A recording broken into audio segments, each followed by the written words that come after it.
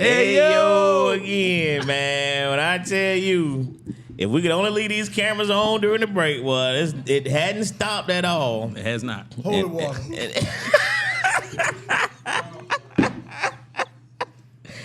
Real quick, man. Don't go to church more, but you are saving. So, my mom, your message broke up a little bit, so I'm really not sure what you're saying right there. I want to read it, but number one fan said, Dwayne isn't wrong. The world sermons really are the same. I read every single book of the Bible. Don said, I lost more in church than I did in Vegas. Oh, man. Jesus. All righty then. Oh, man. Yeah, it's one of those topics, man, can go on and on. But we'll move on to the next one. But this is that was good. That was good. So, I'm gonna briefly go into this topic, and we'll try to get a 2 for 1. But if we have enough time, but I was listening to the Pivot today, right? And with Ryan, Shannon, and Fred, and they had what's it? Cowboy receiver with the X, Dez Bryant on there, and Dez was talking about some of his childhood upbringing, how his dad did him, and it was pretty bad. The whippings he took, the starvation he would get for punishment, and he wrote a note to his kids saying how he would never do these things to his kids, that he would raise his kids totally opposite of how he was raised, which led to the conversation about whippings and spankings. Slavery. And Shannon said, hey, man, you know, I do pow-pow because his kids are still young and they understand pow-pow means you going to get that spanking, you know, but Fred was saying how, you know, he kind of was strained from that, and Dad said he would never whip his kids. So the conversation was kind of like, whipping your children, is it still effective? Was it ever effective? Is it a necessity? So I know we got two different spectrums right here. So MJ, what's your thoughts on it? So why would you assume that I'm far right on that subject? I just made an assumption, Mr. Old School. I really think you have, I'll say this. I think you take each child's personality in there, because I've had, like, my oldest son, he hated to disappoint me so much that just him knowing that he did something that I didn't like would put him in line. Now,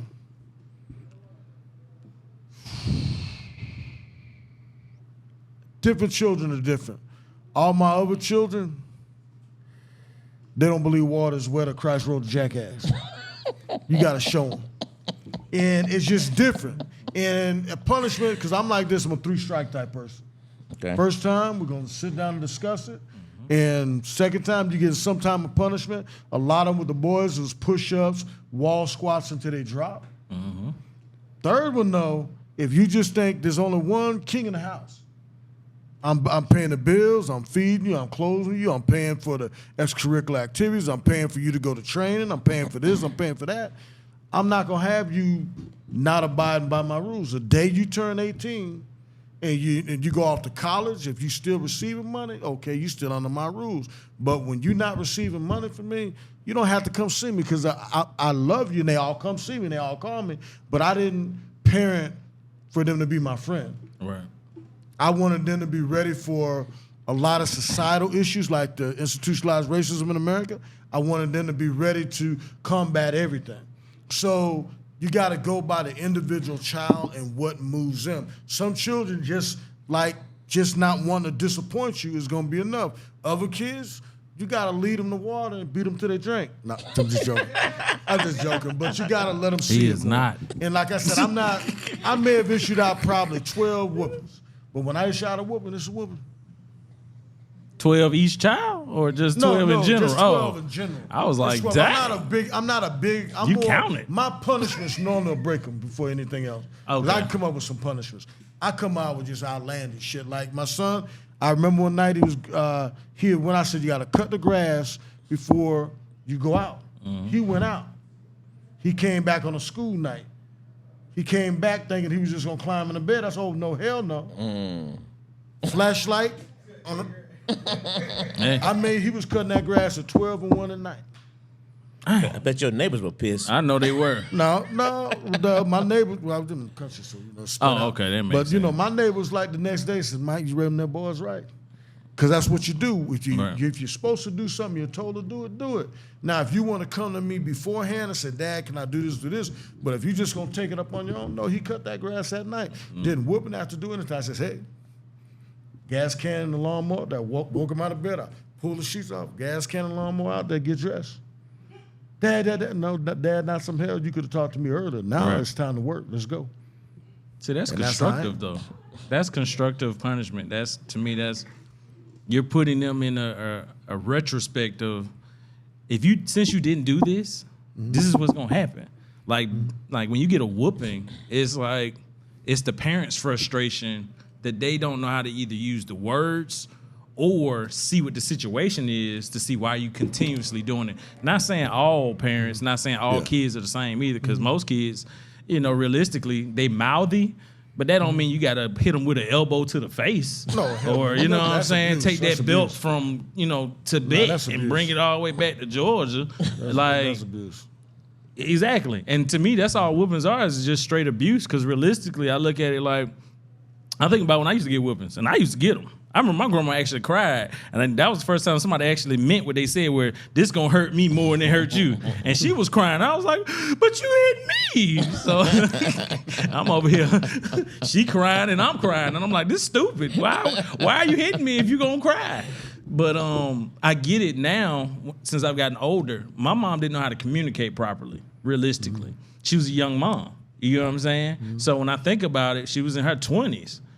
And now as an adult, I'm looking like, you 23, 24. You don't know how to raise no kid, really. You got your mama here, but your patience hasn't been developed yet. So you're whooping because they say that's what you do. You grew up with a young mama who did the same thing to you. And you get all that from the concept, to me, of slavery. Because it's like, that's the only way you would line a child up. I get the whole spare the rod, spoil the child. Mm-hmm. I get that concept, but I also think that's really more of it's what you show your child, because they're gonna grow into. And I'm not gonna say sometimes you ain't got to get a little, because I know I tested my daddy once, and he hit me so quick I woke up. That was it. That's the story. Mm-hmm. I hit him, he hit me. Mm-hmm. It happened in the bathroom. I woke up in the bed.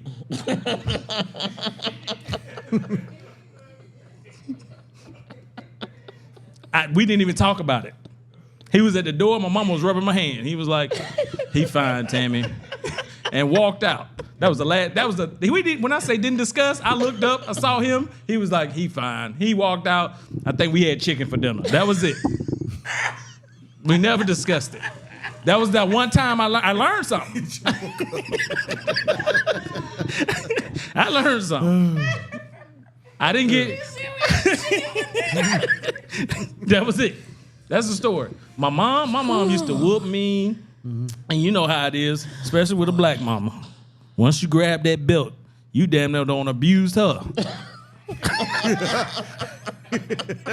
And I didn't mean to grab it, but your defenses kick in. You older now. I caught it. I caught it. You might catch a knee. Who you think you pushing up on? I didn't even touch you. Now I'm scared because my mama now she telling my uncles I don't hit her or pushed her.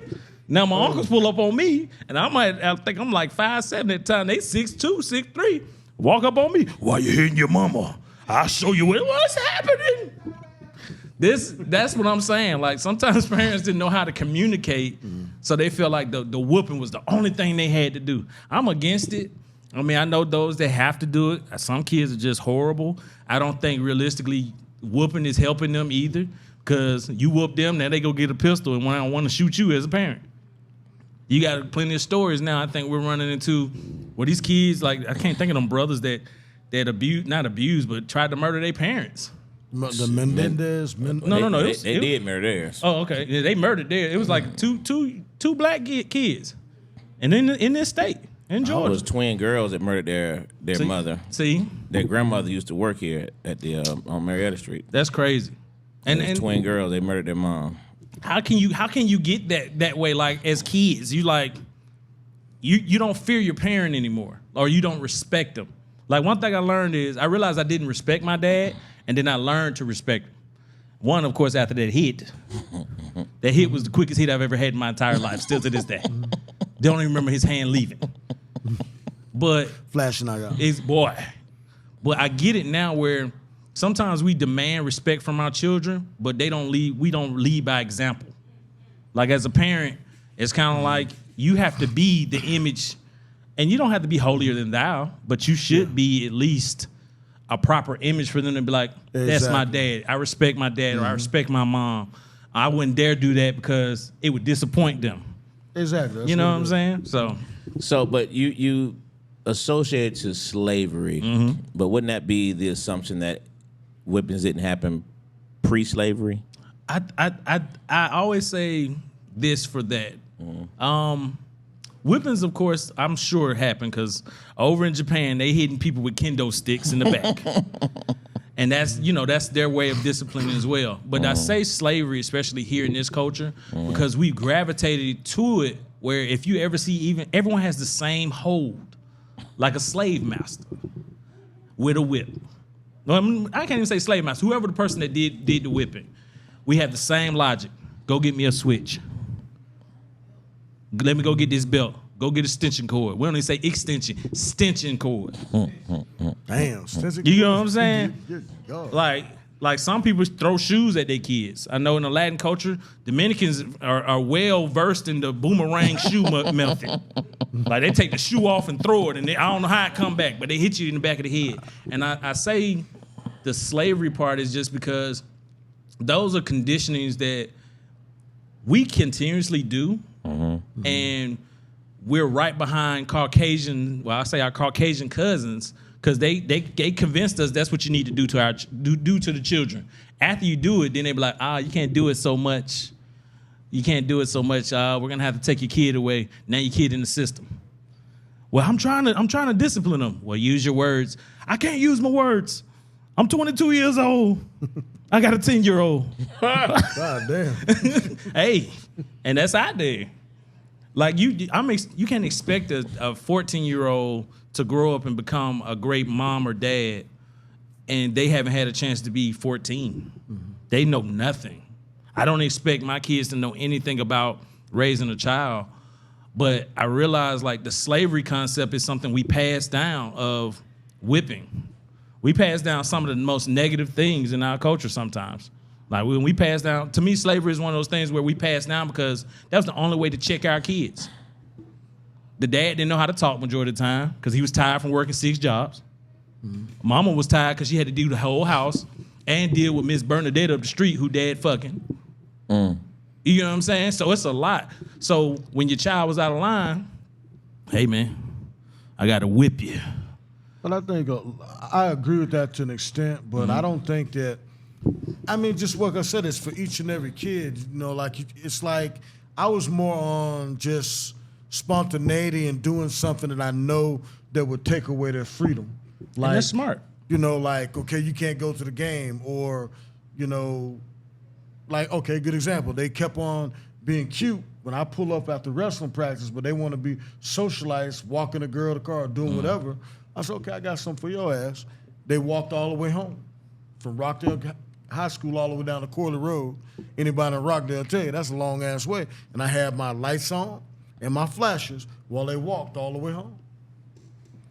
I'm not to be played with. And I think that's more, what happens too much. You can get too much of that touchy-feely shit. Punishment and hard doesn't have to be a whooping, but you got to be direct with kids. Because I think a lot of kids today, they get too much of that kumbaya and not enough of learning what actual repercussions for your actions are. It doesn't have to be a whip or a belt. It doesn't have to be an extension cord. All it has to be is taking away some freedom or something that they like. Like, I know it's stupid, but I done paid for more PlayStations. Because PlayStations on boomerangs. I get it. Because I done threw enough up that that curved driveway. I get it. Towards the mailbox. And y'all gonna have to work for me to buy you another one. I ain't breaking that unpaid for. But I get it. I done did that twice. I mean, I would pretend I broke it, but I wouldn't know. Oh no, I broke it, but I'll take it out the room. Or when I'm talking to you and you texting, that's one of my pet peeves. I'm talking to you and you texting. I done threw them out on the expressway. Damn, Mike, you don't litter too? Yeah, I got mixed feelings on it. I mean, I get the slavery mentality thing. You know what I mean? I never put in that perspective, and honestly, until you had said the very first time that you mentioned it, a year or two ago. Mm-hmm. And but I can see the perspective. Yeah. But that's why I asked the question of. But I'm pretty sure they were doing that in the African days prior to slavery, and all these. They were doing some type of discipline to kids because kids by nature just have to be checked sometimes. Yeah. And I think. I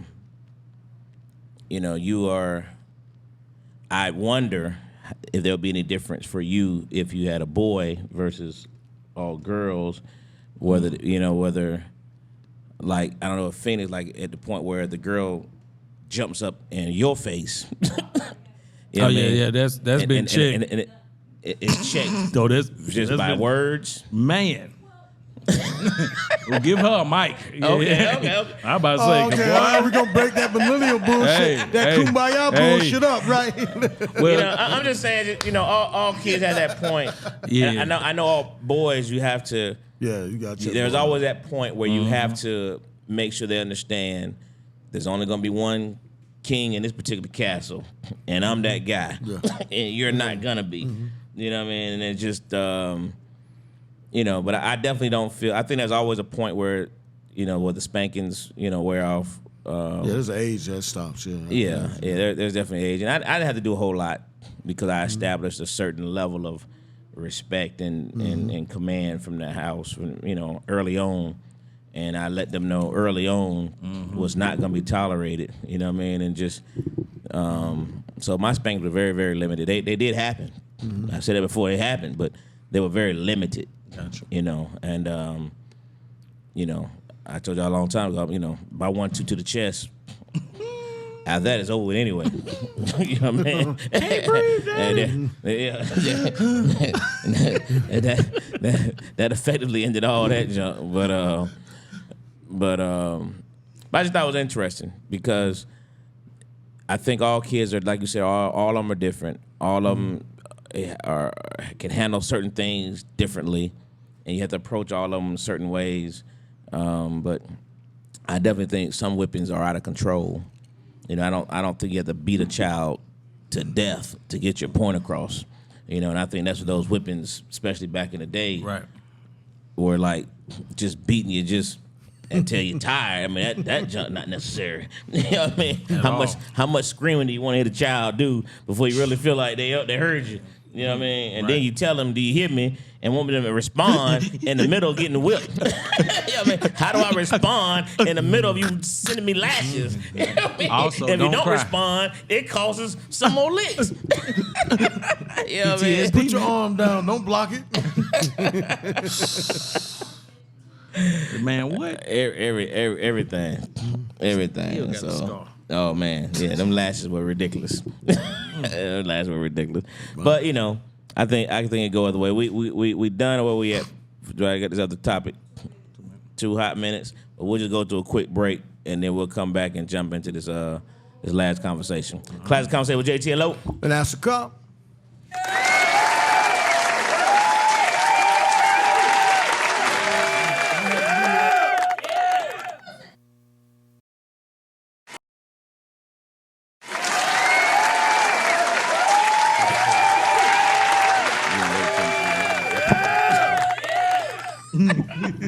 We back with Classic Conversations with JT and Lo. And that's the cop.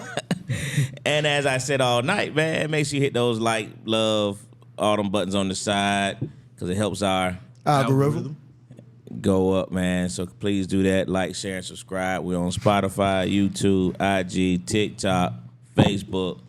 We all over the place, man. So make sure you like, share, and subscribe. All right. This last topic, man. if you heard, the New England Patriots just hired brother coach. And shout out to all these general managers, Detroit Lions, black general manager. Man, there's several of them out there in the league doing that thing, and they're not getting recognized, but we got to make sure we do that. But the owner, Robert Kraft, went into a dialogue about how he doesn't see color.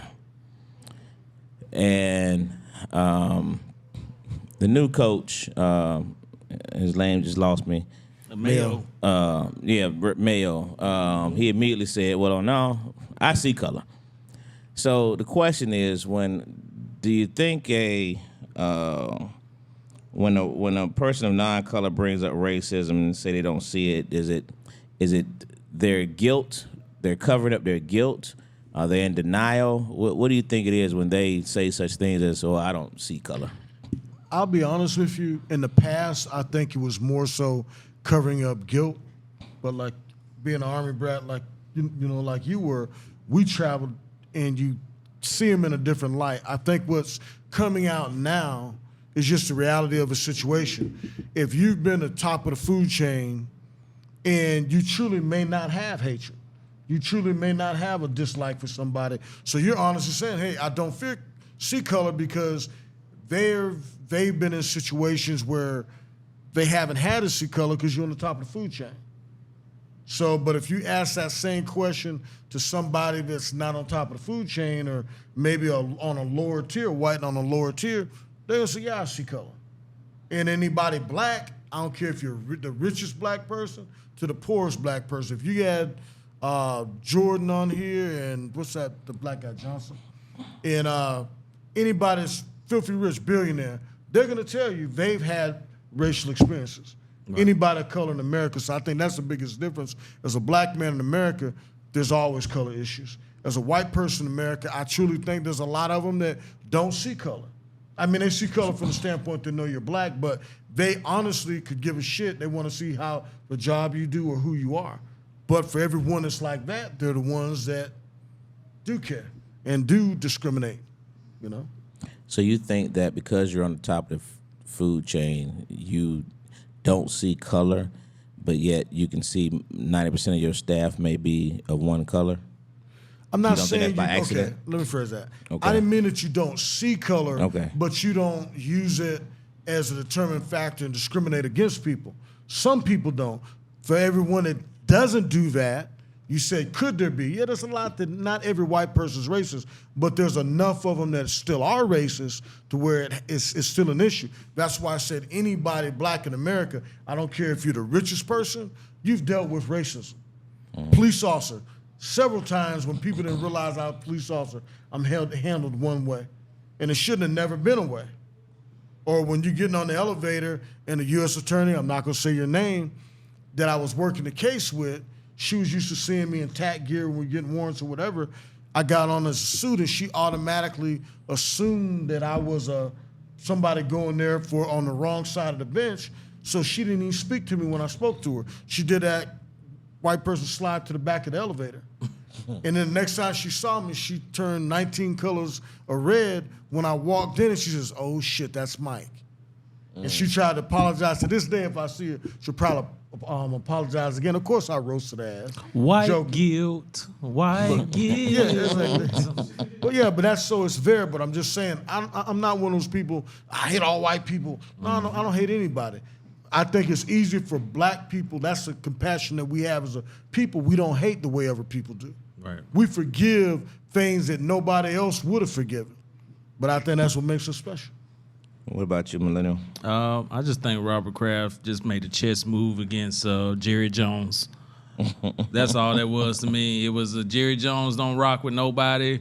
Don't come kneeling in his stadium. None of that. Robert Kraft was like, well, I'm going to play the PC role and say, I don't see color, knowing that I see all other colors. I know he looked like he got all the jokes for black, Asians, and Latins. He looked like he do. He just looked like he do. So to me, I think he just was like, I'm gonna say this one for my fan base, just to make them comfortable. Like, I don't see color. Right. to play that position. I always think like the owners, they're playing chess. They just don't go out and say anything just to be saying it. Jerry Jones is a little different because he in Texas. Oh, you keep it on football. I was just saying in general. No, and I'm looking at just trying to answer it. But keep in mind, Robert Kraft is from Boston. He grew up a Patriot. A Patriots fan. He used to work, as a ball boy or something in the organization. And Boston, one of the most racist cities of all time, hands down on the planet, probably. And I look at it like this: I think he's doing it because there's always something other in the works to me. I don't think Robert Kraft just said that just to be saying it where I don't see color. I'm pretty sure. Do you think he said to justify the hiring? Yeah, maybe. Because the thing is, especially in that town, after having that many Super Bowls, having one of the best quarterbacks of all time, one of the best coaches of all time, and the widest wide receiver core. Seriously. And if you think about it, it's like it's hard to play up there. It's one of the worst places to me. Foxborough is a worse place to play just because of, one, the legacy, and it's cold. It's like playing in Buffalo. It's cold. It's difficult to win up there. But I think he just did that as just a PC move just to make sure he wasn't playing on the Black Lives Matter or some type of, racial facilitation. Just making sure that everybody know I'm still white as white. But, I care a little bit, and I want y'all to know I care. I'm not going to say I rock with black people. I'm not going to say I don't rock with black people. I'm going to just say I don't see color. And I think that's too keep it moving. I just think what's happening now, I think that there's and this is what people are looking at. Black coaches are winning. Black coaches are being the reason why offenses are where they are, where defenses where they are. I just think Kraft said, hey, look, this is the best dude. He's familiar with the organization. I'm going to hire him because he's the best guy.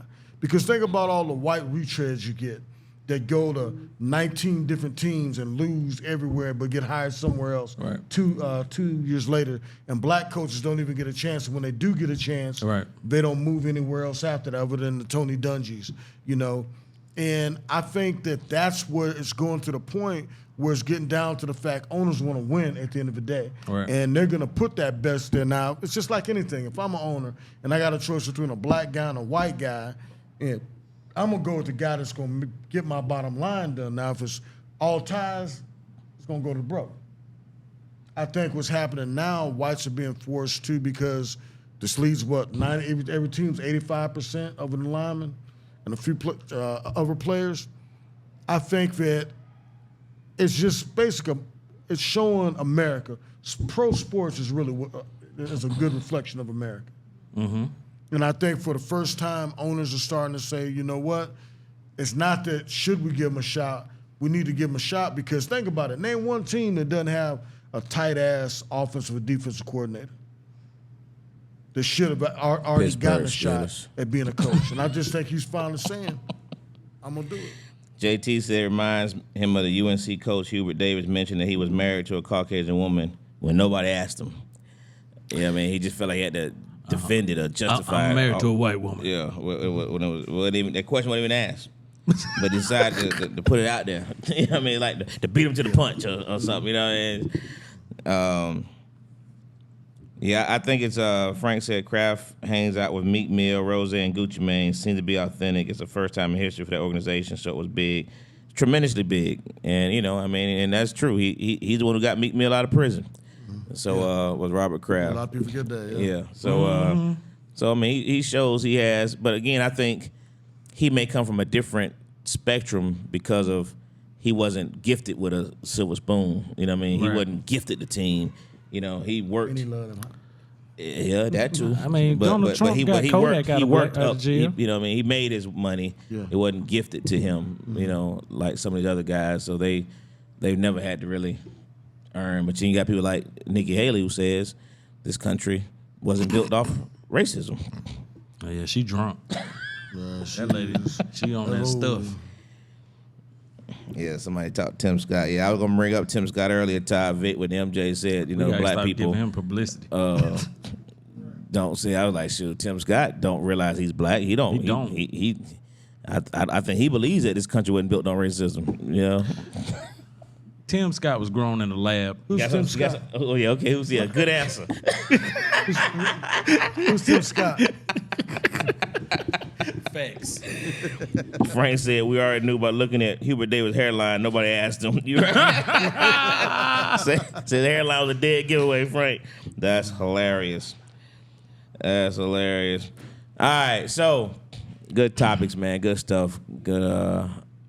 So we're gonna go right to our top 5. I posted top 5 in both mine and JT's chat already to give you guys a little head start. So, thinking of the sports world and the sports community, what are your top 5 sports uniforms of all time? Your top 5 sports uniforms. You go any sport, huh? Yeah, we did that. Yeah, We did? You sure we did. Just did that. We just did that. All right, well, let me go to my second one then. So what's your top 5 logos? Okay. Your top 5 logos. Just the logos in general. Of course, Tim Scott has a white wife, #1 fan. That's definitely wasn't going to be a mystery. #1 said earlier, anyone claiming not to see color is lying. They are blinded by their color. Kiki said we did that too. My bad, boy. Y'all on top of me, man. I didn't check that one off. I'm sorry. So give me your top 5 logos. Your top 5 sports logos. I had a backup already in mind, so I'm ready. Logo. Yeah, top 5 sports logos. You ready, Dwayne?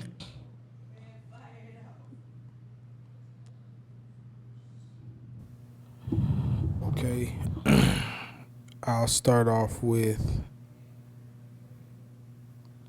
the Toronto Raptors. I like the logo. Number 2, Chicago Blackhawks. Hockey. I like that logo. I got a Blackhawks jersey. Number 3, the GOAT, the Chicago Bulls, Michael Jordan, MJ.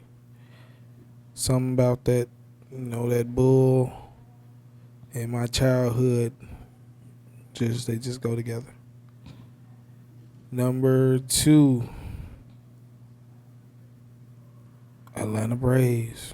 I'm a big Braves fan. I play baseball. I love the Braves. I love everything about the Braves. You whispering to the microphone. Yes. I know. I'm tired. And number 1, unfortunately, we're looking for a coach. Hopefully we get Bill Belichick. The Atlanta Falcons. An old school one. The bird with the wing on the side. Oh, man, the 2D bird. Yeah, so that's the best. Number 1, Atlanta Chris Falcons. Chandler bird. Yes, sir. Chris Chandler bird. All right. I'm going to come off top rope with D-Generation X from WWF. Okay. The Brown Thrashers, when they was a hockey team in Atlanta. I definitely had like a few jerseys. The Oakland A's. Good one. Good one. NWO, New World Order from WCW. I be so serious. Hey, man, them logos were hard, but I had the shirt. And my number 1 is the Silverbacks, the soccer team. Yep. Not a Silverbacks. Mm-hmm. Good ones. What you got, MJ? Let's see. Not that I back the teams, but just logos I think good. I'll go New York Yankees. Falcons, old school.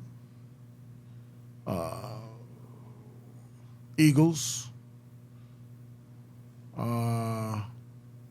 Houston Oilers back in the day. Good one. And logos I like. I'd say New York. New York who? Knicks. Oh, Knicks. Okay. Knicks. And New York spans a lot of teams. Mets. Yankees.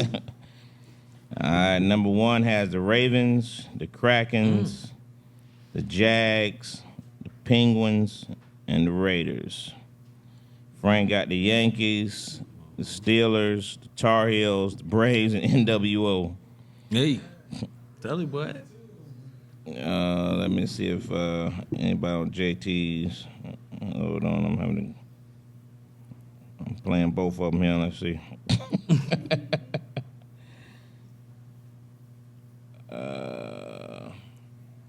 Doc Rivers hired as Milwaukee Bucks. Yeah. I ain't got nothing to say. Number one got honorable mention Norfolk State University. Behold the green and gold. I feel that's gonna be one of your top 5. Let's see here. RNC mascot Tim Lowe showing his gums. That's funny. I said the Raiders. I said Penn State. I like the Sharks, the hockey team. San Jose Sharks. I think that was kind of fly. What I'm kicking tonight, man, LA Kings hockey team. And then, of course, hey, man, number one A1B is going to be the Steelers / the Wolverines, the national champion Wolverines. Hail to the victors, guy. Hail to the conquering heroes. Hail, Michigan, the champions, the national champions of the world. Yay. All right, man. Good conversation night. Outstanding dialogue. Millennial, man, what you got for us? I just wanted to make sure we showed this picture on TV. That's Tim Scott. Tim Scott. That's Tim Scott? This is Tim Scott. If y'all ever decide to vote anywhere for anything that has this face in it, Kill yourself. For real. That gum retention crazy. We don't need that. Other than that, man. Gum retention crazy. It's crazy. I can't trust nobody smiling like that. I can't trust them. Man, first off, everybody have a good week this week. Stay warm. Me and Phoenix out here doing what we do. Shout out to G&J Media, of course. Cannabis and Coffee. Thank y'all for having me up here. JT, feel better.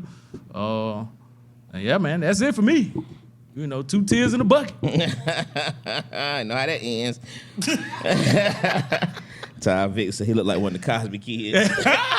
Nah, the best one I saw today with Tim Scott, man, if I wish I could find it, it was, the Cosby Kids, but we talking about not the Cosby Show. You talking about the Fat Albert Cosby Kids. He do like mush mouth. I saw that man today, man, that had his face in the little orange outfit. That, fit him perfectly.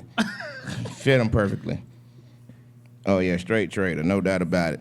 MJ, what you got for us, brother? Get back on the police tip. Take the time when you see your officer in your local area, your beat area, speak to them. Because I started back doing it because I know when I was in uniform, or just a cop, a lot of people didn't speak, and I started speaking to them. And I've actually had some pretty good conversations with young officers. And it'll give you an opportunity to meet them. One of them looked so shocked that I spoke to him. It was almost like, and I was like, hey, calm down, buddy, shit. So take the time just to speak to your officers. He was intimidated by you. Huh? He was intimidated by you? Nah, I just think why's this black guy coming up and talk to him? That's usually intimidation. And, but like I said, a lot of times get to know them. And I think because a lot of them, I see it on a lot of the tape I'm watching and different videos, it's almost like a fear in a lot of them's eyes and apprehension when they approach us sometimes. And I think a part of putting that away, speak to them, hey, how's your day going? Boom. Stuff like that. I know it was done to me a lot, so I finally got the opportunity. It was 2 young African-American officers in Atlanta at a certain eatery I go to, and I bought their breakfast because people have did that a lot for me. And just to look on their face, I've always been that person. But to do it for somebody, I'm not saying you got to buy them breakfast, but if you can, do something to them, or pick that, just look out for them, and you'll be surprised. I've had a couple conversations that were longer than I would have liked, but I stay there and talk. Okay. Honor Lynn chimed in. She said she had the Seattle Seahawks, the Knicks in the 70s, the Buccaneers, Chiefs, and the Eagles for her logos. Diggity Dole, what's up, brother? Boy, Adobe Rogers chiming in, watching in. Good stuff, man. You know, as always, this time of the year, if you're not registered to vote, you need to do so. You already see what's happening right before your very eyes. As all these people are bowing out of the race. Trump won in New Hampshire, didn't he? It's coming down to, you know, what we always anticipated, that this guy 45 is right back in the mix. It's amazing to me how people like DeSatan and other folks can. And there was the other idiot that he talked about the guy's wife and his mama, Ted Cruz. I mean, talk about everybody in your family, and you still go out there He backed him, didn't he? and back him like that's your brother. That junk, that's amazing to me. To watch Tim Scott shuck and jive over there, that junk was just disgusting to the stomach to watch. Even if that's who you support, man. But come on, man, don't sell you. Don't do that. You wouldn't do that. You wouldn't do that for no brother running. Junk just disgusting. It's disgusting. But anyway, number one said Black Republicans would never get a clue. They would never be accepted. Would never be nominated for the White House. White folks will vote for a rapist first. And it's facts. It's showing right in front of our eyes. So listen, if you're not registered to vote, go out there and vote. Remember, think globally, vote locally. Think globally, vote locally. We need to make a mission to know who our city council is, who's on your board of education, who's representing you in your city, in your state. Those are things that we really, really, really, really need to focus on as a community. Do your census reports. These are the things we gotta, all that money that they just put out there for them billions of dollars in the governor's budget, how much of that is coming to your community? Those are things that we need to be on the lookout for, because they were just putting out billions of dollars, and how much of that school money is gonna go to your schools. That's what you need to find out and start, working on. So, Slime took New Hampshire. People better wake up. Yep, he did indeed. So with that being said, man, this has been a great conversation. JT, get better. Classic Conversations with JT and Lope. And that's a cop. And we out. You did.